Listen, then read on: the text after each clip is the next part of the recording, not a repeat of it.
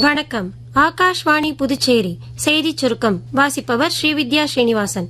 மத்திய பெண்கள் மற்றும் குழந்தைகள் மேம்பாட்டு அமைச்சகத்தின் கீழ் புதுதில்லியில் உள்ள விஞ்ஞான் பவனில் பணியிடத்தில் பெண்களின் பாதுகாப்பு குறித்த தேசிய மாநாடு நாளை நடைபெறவுள்ளது.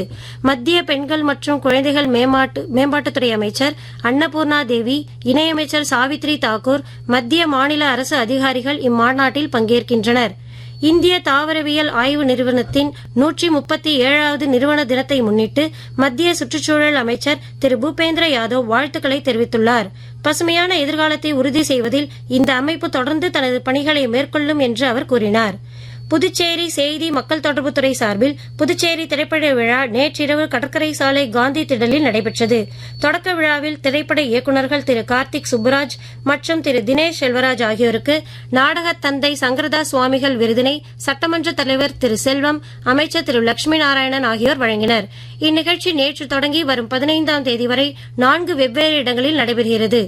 புதுச்சேரி ஹவுரா அதிவிரைவு ரயில் இரு மார்க்கங்களிலும் ஆந்திர மாநிலம் ராஜமுந்திரியில் நின்று செல்லும் வகையிலான பரீட்சார்த்த ஏற்பாடு அடுத்த உத்தரவு வெளியாகும் வரை தொடரும் என தெற்கு மத்திய ரயில்வே அறிவித்துள்ளது. லோக்மானிய திலக் காரைக்கால் எக்ஸ்பிரஸ் ரயில் தாடிப்பத்ரி மற்றும் குத்தியில் நின்று செல்லும் ஏற்பாட்டிற்கும் இது பொருந்தும் என அறிவிக்கப்பட்டுள்ளது. வானில் ஒரே நேரத்தில் 6 கோள்கள் அணிவகுக்கும் அரிய நிகழ்வை பிப்ரவரி 28ஆம் தேதி பொதுமக்கள் கண்டுகளிக்கலாம் என்று வானிலை அறிஞர்கள் தெரிவித்துள்ளனர்.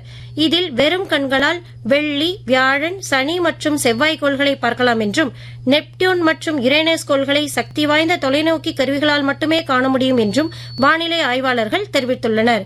இத்துடன் இந்த செய்திச் சுருக்கம் நிறைவு பெறுகிறது.